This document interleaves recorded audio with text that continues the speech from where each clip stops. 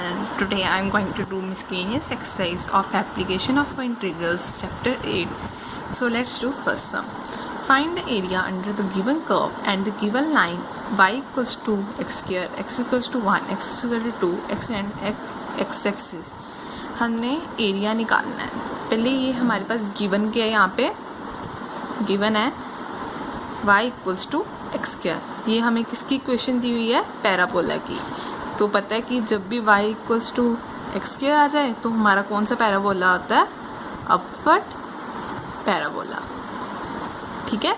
तो आगे उन्होंने क्या दिया हुआ है, पहले हम लिख सकते हैं ये y equals to x square है. आगे क्या उन्होंने दिया हुआ है, x इक्वल्स टू 1 हम यहाँ पर कहीं मान लेते हैं और यहाँ पर ड्रॉ कर देते हैं पैरेलल टू y एक्सिस. ठीक है. x equals to 1 and x equals to 2. ठीक है. ये आ गया हमारा x इक्वल्स टू 2.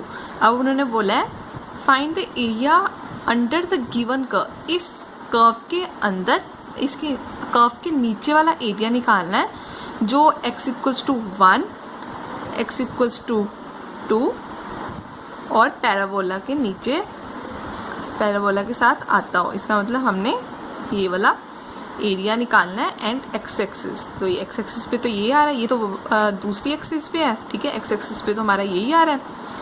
ठीक है. तो अब हमने ये वाला एरिया निकालना है. इसे हम O मान लेते हैं, इसे हम A मान लेते हैं और इसे हम B मान लेते हैं. ठीक है. अब हम एरिया कैसे निकालेंगे, area equals to y d x होता है और इसकी लिमिट्स कहाँ से आ गई, 1 to 2, 1 to 2. अब हम y की वैल्यू क्या है यहाँ पे, x स्क्वायर डाल देते हैं. अब इंटीग्रेशन करते हैं. ठीक है.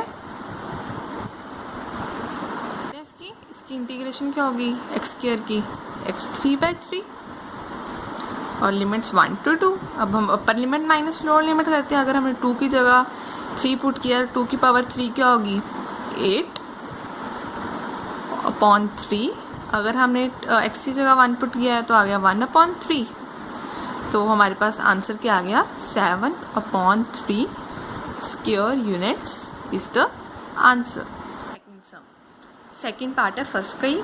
y इक्वल्स टू एक्स की power 4, x equals to 1, x equal to 5 and x axis. अब हम इसको कैसे लिख सकते हैं, गिवन है हमें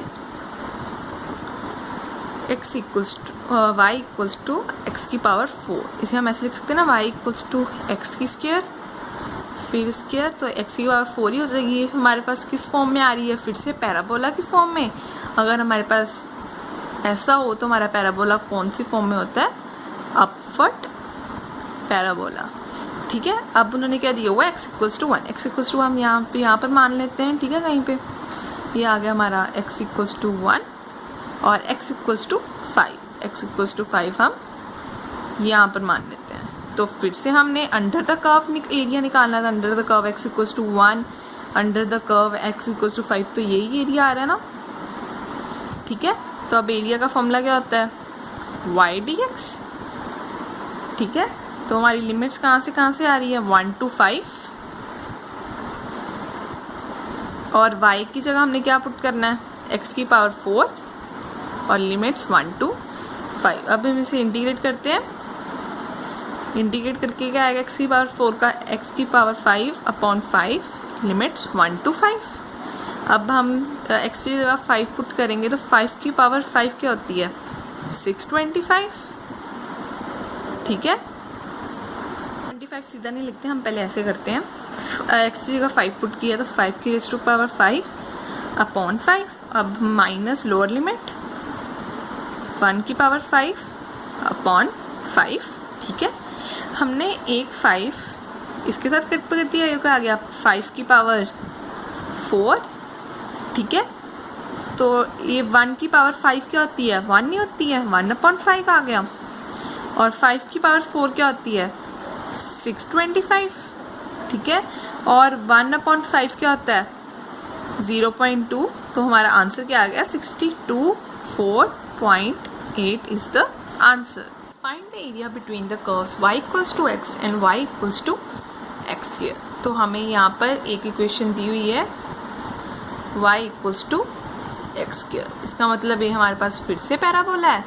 ठीक है, तो हम इसका पैराबोला ड्रॉ करते हैं, क्या बनेगा, तो ड्रॉ करते हैं। तो ये हमेशा अपवर्ड पैराबोला होता है जब भी y equals to x square आ जाए। ठीक है, तो अब ये हमारे पास इक्वेशन दी हुई है y इक्वल्स टू एक्स, तो हम यहाँ पर पुट करते हैं, देखते हैं कैसी लाइन आती है हमारे पास। अगर हमने x को 0 की दिया y भी 0 आ जाएगा, अगर हमने y को 0 पुट किया तो हमारे पास x भी 0 आ जाएगा। तो इसका मतलब ये कहाँ से पास करेगी, ओरिजिन से। तो उन्होंने क्या बोला, एरिया बिटवीन द कर्व, इन दोनों के बीच में हमने एरिया निकाला। तो हमारे पास इन दोनों के बीच में एरिया यही आ रहा है। ठीक है, तो मैंने इसको O मान लिया, इसे मैंने यहाँ पर कोई पॉइंट वैसे E मान लिया, और यहाँ पर मैंने A मान लिया, और यहाँ से मैंने परपेंडिकुलर ड्रॉ किया, मैंने इसको C मान लिया। अब हम ये वाला एरिया कैसे निकालेंगे, ये वाला हम एरिया तो ऐसे तब भी निकालेंगे ना अगर OEAC में से हम माइनस करेंगे OAC, तो हमारे पास ये वाला एरिया आ जाएगा। ठीक है, मैं आपको लिख के बताती हूँ। Area equals to area of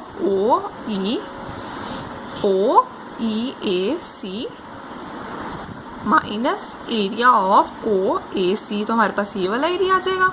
ठीक है, OEAC, अब देखते हैं लिमिट्स।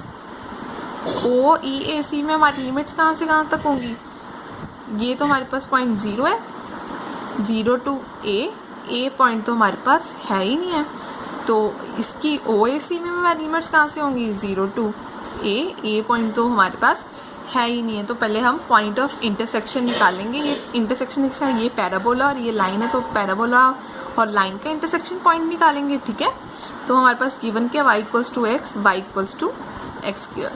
तो हम ये y की वैल्यू एक्स स्क्वायर इसमें डालेंगे। ठीक है, X square equals to X आ गया, तो एक्स स्क्वायर, एक्स को मैं इधर ले आई, minus X equals to 0, common निकाल लेना है, ये आ गया x माइनस 1।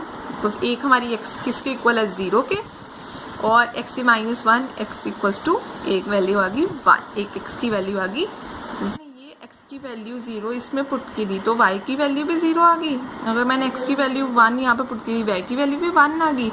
एक हमारे पास आ गई x 0 0, एक आ गई हमारे पास 1 1। 0 0 तो हमारा ये पॉइंट है, तो हम इसको कुछ नहीं करेंगे और 1 1 यहाँ पर ले लेंगे। ठीक है, इसे हम 0 0 1 1 वैल्यू आ गई है। तो OEAC में हमारी लिमिट्स कहाँ से होंगी, 0 टू 1, और OAC में भी हमारी लिमिट्स होंगी 0 टू 1। ठीक है, अब आप पूछ रहे होगे कि इस दोनों में से हम कौन सी इक्वेशन डालें, तो ध्यान से देखो, 0 टू 1 OEAC में हमारे को क्या आ रही है, लाइन, तो हम यहाँ पर लाइन की इक्वेशन डालेंगे। y की वैल्यू क्या है, y इक्वल्स टू एक्स है, तो y dx होता था, x की y की वैल्यू क्या है, x, और माइनस 0 टू 1 लिमिट OAC में क्या आ रहा हमारा, ये देखो पैराबोला आ रहा है, तो हम यहाँ पर पैराबोला की वैल्यू डालेंगे, इक्वल्स टू एक्स स्क्वायर आ गया। ठीक है, अब हम x की इंटीग्रेशन क्या होगी, एक्स स्क्वायर अपॉन 2 और लिमिट 0 टू 1, और एक्स स्क्वायर की इंटीग्रेशन क्या होगी, एक्स क्यूब अपॉन 3 और लिमिट्स 0 टू 1, और हमने यहाँ पर x की 1 पहले पुट करेंगे तो 1 का स्क्वायर 1 नहीं होता है, 1 अपॉन 2, यहाँ पर 0 पुट करेंगे तो कोई फन ही नहीं है इसका, माइनस अगर हमने 1 यहाँ पर पुट किया 1 अपॉन 3 आ गया, एलसीएम आ गया 6, 3 minus 2, 1 upon 6 square units is the answer. Find the area of region lying in the first quadrant and bounded by this x equals to 0, y equals to 1 and y equals to 4. ये हमारे पास फिर से कौन सा parabola है, upward parabola. ठीक है, तो हम इसे ड्रॉ करते हैं। ये आ गया हमारा ऐसा पैराबोला, अपवर्ड पैराबोला, और x इक्वल्स टू 0 हमारा ये है, और y इक्वल्स टू 1 हम यहाँ पर ले लेते हैं, और y इक्वल्स टू 4 हम यहाँ पर ले लेते हैं।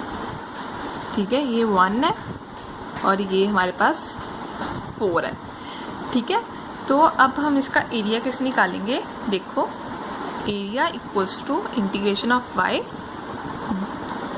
अब यहाँ पर देखो कि अगर यहाँ पर y के टर्म्स में, पिछले टर्म्स में हमें x इक्वल्स टू 1 दिया हुआ था, x इक्वल्स टू 4 ऐसे कुछ दिया हुआ था, तो हमने लिखा था y dx। तो अब हमारे पास y इक्वल्स टू 1 है और y इक्वल्स टू 4 है। इस केस में हम लिखेंगे x dy। आप हमेशा याद रखना, जब भी x equals to 1 equals to x की टर्म्स में हमारे ये आ जाए तो हम y integration of y dx लिखेंगे। अब हमारे केस में यहाँ पर y है, यहाँ पर भी y है, तो हम यहाँ पर लिखेंगे x dy। तो हमारी लिमिट्स कहाँ से हैं, कहाँ तक है, 1 to 4।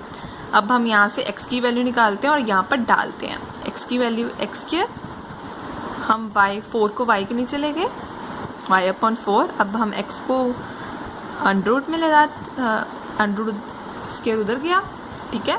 तो यहाँ से x की वैल्यू क्या आ गई, अंडर रूट y अपॉन 2। अब हम यहाँ पर पुट करते हैं 1 to 4 लिमिट, और x की वैल्यू क्या है, अंडर रूट y अपॉन 2, ठीक है। अब हम 1 अपॉन 2 को बाहर ले आते हैं और लिमिट्स भी 1 to 4 अंडर रूट y। अब हम इसकी इंटीग्रेशन करते हैं, तो अंडर रूट y की इंटीग्रेशन क्या होगी, देखो अंडर रूट y को हम ऐसे लिख सकते हैं ना, तो इसकी इंटीग्रेशन क्या होगी, 1 अपॉन 2 प्लस 1, 1 अपॉन 2 प्लस 1, ठीक है। y 3/2 आ गया और 3/2 आ गया, ठीक है। अगर हम ये 3/2 को बाहर ले आए तो क्या बन जाएगा, 2/3। ये 2/3 2 कट गया, तो अंदर क्या आ गया, y 3/2 और लिमिट्स 1 to 4 आ गई, ठीक है। अब हम y की जगह क्या पुट करेंगे, 4 3/2 अपर लिमिट माइनस लोअर लिमिट 1 3/2। अब हम 4 3/2 को कैसे लिख सकते हैं, 2 का स्क्वायर 3/2 लिख सकते हैं ना। ये 2 इसके साथ कट गया, 2 की पावर क्यूब क्या होती है, 8। तो सॉरी यहाँ पर 1/3 भी तो था साथ में, 1/3। 2 की पावर 3 क्या होती है, 8, माइनस 1 की पावर 3/2 1 नहीं होती है। तो हमारा आंसर क्या आ गया, 7/3 square units is the answer. Sketch the graphs of y equals to modulus x plus 3 and evaluate. हमने इसका एरिया निकालना है, इसका मतलब ये है, ठीक है। तो उन्होंने हमें गिवन क्या दिया हुआ है, y equals to modulus x plus 3। पहले मैं आपको मॉडुलस x का बता देती हूँ क्या होता है, फंक्शन क्या होता है। मॉडुलस x होता है, x होता है तब when x is greater than equal to 0, और माइनस x तब होता है जब x लेस देन 0 होता है। मॉडुलस x का ग्राफ इस केस में हमारा कैसे बनेगा, देखना। Modulus x equals to 0, x equals to 0 यहाँ पर ही आएगा, ठीक है। इस केस में हमारा ग्राफ बनेगा ऐसे, ठीक है। इसलिए हम मॉडुलस x का ग्राफ ऐसे बनाते हैं, क्योंकि x हमारा कहाँ पर होता है, 0 पे, और हम ऐसे ड्रॉ कर देते हैं, ठीक है। अब हमारे पास है मॉडुलस x प्लस 3। अब हम मॉडुलस x प्लस 3 की जगह यहाँ पर पुट करते हैं, ठीक है। तो पुट करते हैं, वे y ले लेते हैं और x की जगह क्या पुट करेंगे, x प्लस 3, और माइनस x है तो माइनस ले लेंगे बाहर, x प्लस 3, और x greater than x plus 3। x की जगह हमने क्या पुट करना है, x plus 3 greater than equal to 0, ठीक है। x की जगह हमने क्या पुट करना है, फिर से x प्लस 3 लेस देन 0, ठीक है। अगर हम x को इस साइड लेकर आते हैं, देखते हैं, modulus x plus 3 minus x plus 3। हम x को इस 3 को इधर लेकर आते हैं, क्या बनेगा, x minus 3, x less than minus 3, ठीक है। इस केस में हमारा x क्या है, -3। देखो अब ये हमारे पास 0, ये हमारे पास 1 2 3 4, -1 -2 -3 -4। तो -3 से x हमारा ग्राफ शुरू होना है। तो हमारा ये ग्राफ कैसे बनेगा, दिस, क्योंकि हमारा x क्या है, -3 3 दोनों केसेस में, ठीक है। ये तो हमारा ग्राफ आ गया, ठीक है। अब उन्होंने बोला इवेल्युएट दिस 0 to -6, 0 ये है हमारा और -6 -5 -6, इसका मतलब हमने ये वाला दोनों का एरिया निकालना है, ठीक है। पर हम इन दोनों को लिमिट -6 to 0 तो ले नहीं सकते, क्योंकि यहाँ पर ग्राफ डिक्रीज हो रहा है, यहाँ पर इंक्रीज हो रहा है, तो हम इसको -6 to 0 तो लिमिट ले नहीं सकते। इसे हम पहले -6 और -3 में ब्रेक करेंगे और -3 to 0 ब्रेक करेंगे। दिखाती हूँ अभी मैं कैसे। Limit -6 to -3 plus -3 to 0। अब साथ में क्या था, x + 3, x + 3, x + 3। अब आप सोच रहे होगे कि हम किस में नेगेटिव लगाएं, किस में पॉजिटिव लगाएं। आप देख सकते हो कि ये हमारे पास एंगल कौन सा बन रहा है, इसके साथ एक्यूट एंगल बन रहा है ना, देख सकते हो ना। एक्यूट एंगल बने उस केस में हम पॉजिटिव साइन लेते हैं। -3 to 0 हमारा पॉजिटिव में आएगा, और ये देखो ये हमारा एंगल आ रहा है ऐसे, इसका मतलब ये कौन सा एंगल है, ऑब्ट्यूज, इसका मतलब हम नेगेटिव लेंगे, तो इसके साथ हम नेगेटिव लगा देंगे। ये कॉन्सेप्ट आपने याद रखना है, किस केस में पॉजिटिव आएगा और किस केस में नेगेटिव आएगा, ठीक है। तो अब हम इसे इंटीग्रेशन के साथ सॉल्व कर लेंगे, देखते हैं। माइनस हम बाहर लेते हैं, x की इंटीग्रेशन क्या होगी, x²/2, और x की इंटीग्रेशन 3 की इंटीग्रेशन होगी 3x, और लिमिट्स -6 to -3, x की इंटीग्रेशन क्या होगी x²/2, और 3 की इंटीग्रेशन क्या होगी 3x, और लिमिट्स -3 to 0। अब हम अपर लिमिट माइनस लोअर लिमिट कर लेंगे। माइनस, अगर हमने -3 की जगह -3 को x² में पुट किया, आ गया 9/2, और यहाँ पर पुट किया तो x की जगह -3, तो ये आ गया -9, ठीक है। अब माइनस लोअर लिमिट, अब हमने x की जगह -6 पुट करना, -6 का स्क्वायर क्या होगा 36/2, माइनस x की जगह क्या पुट करना है -6, -18 आ गया, ब्रैकेट क्लोज। अब प्लस लोअर लिमिट ये वाले सॉल्व करना है, तो यहाँ पर हमने 0 पुट किया तो ये भी 0 आ जाएगा, ये भी 0 आ जाएगा, ठीक है, ये 0 ही आ गया।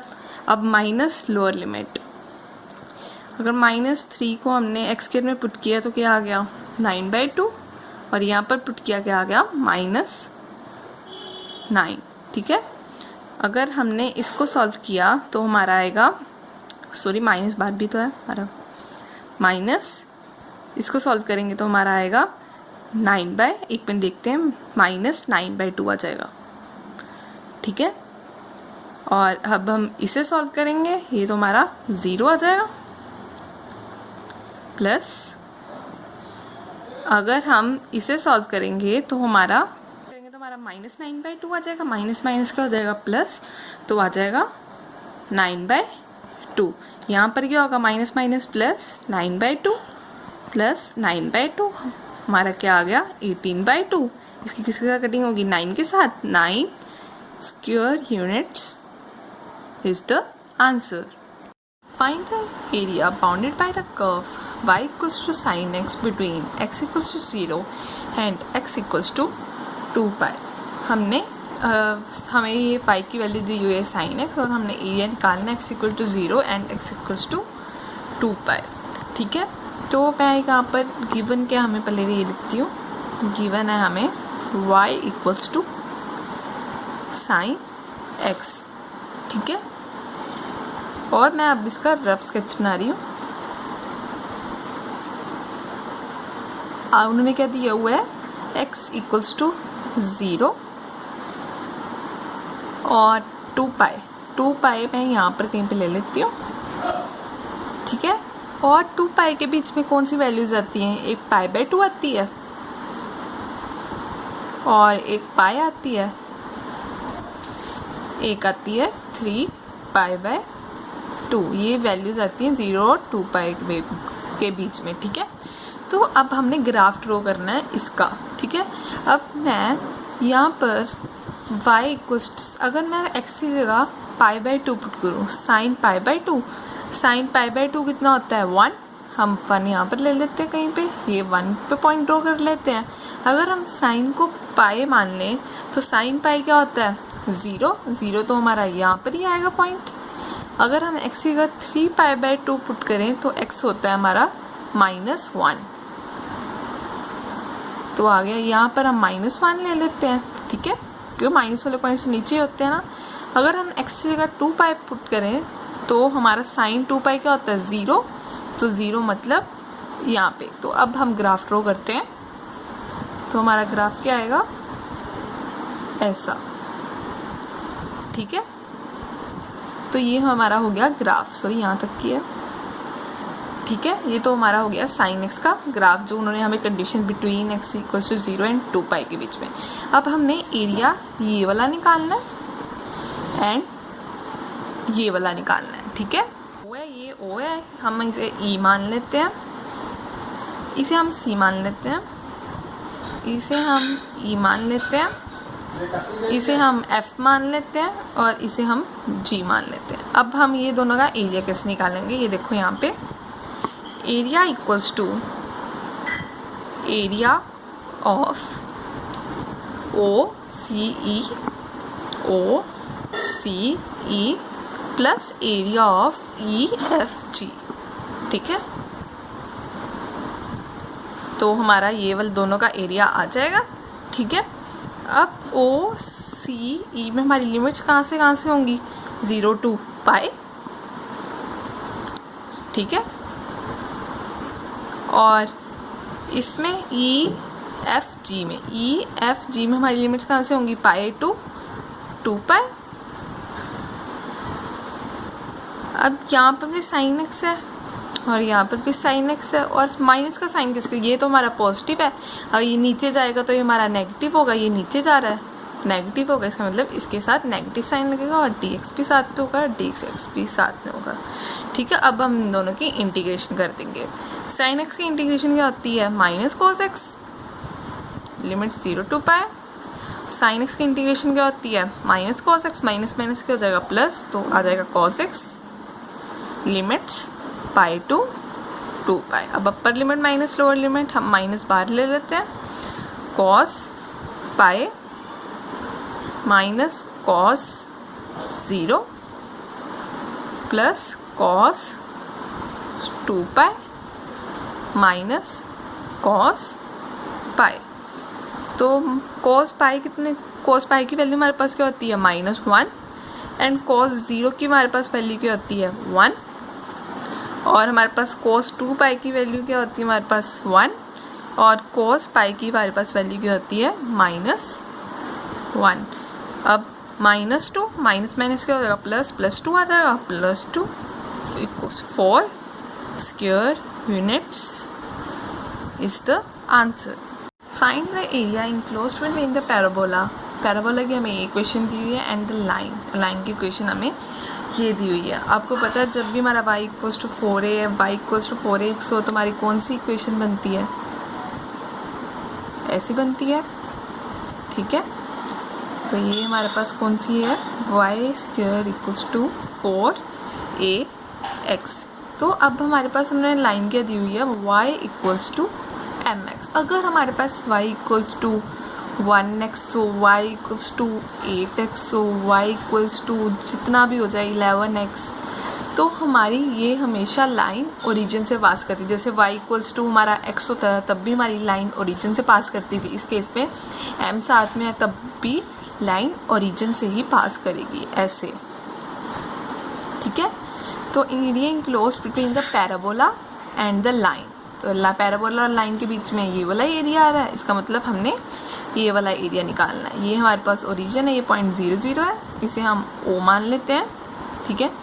इसे हम A मान लेते हैं, इसे हम B मान लेते हैं, ठीक है।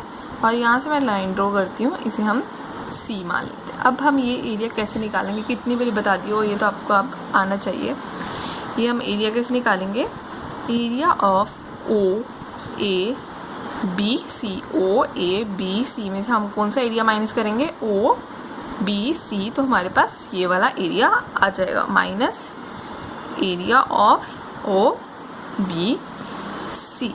अब integration of, minus integration of, तो इस केस में ओ ए बी सी में हमारी लिमिट्स कहाँ से होंगी, 0 टू कोई पॉइंट यहाँ पे बी होगा, तो यहाँ पे कोई तो पॉइंट ही नहीं है जहाँ पे हम लिमिट्स लेकर जा सकें, और ओ बी सी में भी 0 टू बी होंगी, तो हमारे पास यहाँ पर कोई पॉइंट ही नहीं है। पहले हम ये वाला पॉइंट ऑफ इंटरसेक्शन निकालेंगे, लाइन और पैराबोला की लाइन ऑफ इंटरसेक्शन निकालेंगे, ठीक है। अब हमें क्या दिया हुआ है, Y square equals to 4ax दिया हुआ है और y इक्वल्स टू mx दिया हुआ है। अब हम ये y की वैल्यू इसमें डाल देंगे, ठीक है। y की वैल्यू क्या है, mx, mx का स्क्वायर करना है क्योंकि स्क्वायर है, mx का स्क्वायर इक्वल्स टू 4ax, ये क्या हो गया, m square, x square equals to 4ax, ये x के साथ कट गया और हमारे पास यहाँ पर x की वैल्यू क्या आ गई, 4a/m स्क्वायर। अब हमने y की वैल्यू निकालनी है, x की वैल्यू, अब हम y की वैल्यू यहाँ से निकालेंगे, ठीक है। हमने अब y इक्वल्स टू mx है, x की वैल्यू इसमें डालते हैं, 4a/m स्क्वायर, ये एक m इसके साथ कट गया, तो हमारे पास y की वैल्यू क्या आ गई, 4a/m, xm की वैल्यू हमारे पास क्या आ गई, 4a/m स्क्वायर और 4a/m, ठीक है। यहाँ पर लिख लेती हूँ, 4a/m स्क्वायर, 4a/m। अब हमारी लिमिट्स कहाँ से हो जाएंगी, 0 to 4a/m square, 0 to 4a/m square, और OBC की भी 0 to 4a/m square, 4a/m square. OABC में हमारा क्या आ रहा है, पैराबोला आ रहा है ना, तो हम इसमें पैराबोला की इक्वेशन पुट करेंगे। यहाँ से हम y की वैल्यू निकालते हैं, y square equals to 4ax है ना, अंडरूट स्क्वायर को उधर लेके जाएंगे तो अंडरूट बन जाएगा 4ax। अब हम अंडरूट को अलग अलग लिख लेते हैं, √4, √a, √x, तो इसकी वैल्यू क्या हो जाएगी, 2 √a √x, ठीक है। तो हम यहाँ पर पुट कर लेते हैं 2 √a √x, और OBC में हमारी क्या आ रहा है, लाइन आ रही है, हम यहाँ पर लाइन की वैल्यू पुट करेंगे, mx, साथ में dx भी और यहाँ पर भी dx, ठीक है। अब हम यहाँ से 2a कॉमन निकालते हैं, ठीक है ना, और √x की इंटीग्रेशन क्या होगी, x 3/2 और लिमिट्स 0 टू 4a/m स्क्वायर, और माइनस यहाँ से क्या आएगा बाहर, m, और x की इंटीग्रेशन क्या होगी, x स्क्वायर अपॉन 2 और लिमिट्स 0 टू 4a/m स्क्वायर, ठीक है। अब हम 3/2 को बाहर ले आते हैं, तो हमारा क्या बनेगा, 4 3 √a, ठीक है। अब हमने x की जगह क्या पुट करना है, 4a/m स्क्वायर, 4a/m स्क्वायर, और हमारा ऊपर क्या था, 3/2। अगर हम x का 0 पुट करेंगे तो पूरा ही 0 हो जाएगा, तो हम 0 लिखने का कोई फ़ायदा ही नहीं है, माइनस, अब हम 2 कॉमन ले आते हैं, बाहर ले आते हैं, तो ये आ गया। अब हमने x की जगह क्या पुट करना, 4a/m square, 4a/m square, square भी था ऊपर इसलिए स्क्वायर भी आएगा, ठीक है। तो अब हम देखते हैं कैसे लिखते हैं, 4 3/√a। अब हम सबको 3/2 ले लेंगे, सेपरेट ले लेंगे, 4 की पावर 3/2, a की पावर 3/2, m स्क्वायर की पावर 3/2, फिर m/2, 4 का स्क्वायर क्या होता है, 16, a का स्क्वायर ही होगा, m स्क्वायर का स्क्वायर क्या होगा, m4, ठीक है। तो हमारा ये आ गया। तो अब पहले इसको √a और √a 3/2 को सॉल्व करते हैं, a 3/2, इसका मतलब होता है a 1/2, bases the same powers will be added, 3/2, ये क्या आ गया, a ये हमारा आ गया 1/2, 3/2, 4/2, ठीक है ना। यहाँ से a की पावर क्या आ गई, कटिंग होगी 4 के 2 के साथ, तो a की पावर 2 आ गई, ये आ गया 4/3, a की पावर 2। अब हम 4 3/2 को हम कैसे लिख सकते हैं, 2 का स्क्वायर 3/2 लिख सकते हैं ना। ये 2 की इसके साथ कटिंग होगी, 2 की पावर 3 क्या होगी, 8, ठीक है। अब हम m स्क्वायर है नीचे और 3/2 है, इसकी इसके साथ कटिंग होगी, तो हमारे पास नीचे क्या रह गया, m³ माइनस इसकी 8 के साथ कटिंग होगी, ये आ गया 8 a² और इसकी इसके साथ कटिंग होगी, ये आ गया m3। तो 8 4 जा 32 a² m³ minus 8 a² m³, ठीक है। और 4/3 भी था, 3 भी तो था नीचे, ठीक है ना। अब हम हमारा एलसीएम किसका लेंगे, 3m³ का, तो यहाँ पर आ गया 32 a² ही आ गया, और यहाँ पर क्या आ गया 24 a², तो हमारा आंसर क्या आ गया 8 a² by 3m³ square units is the answer।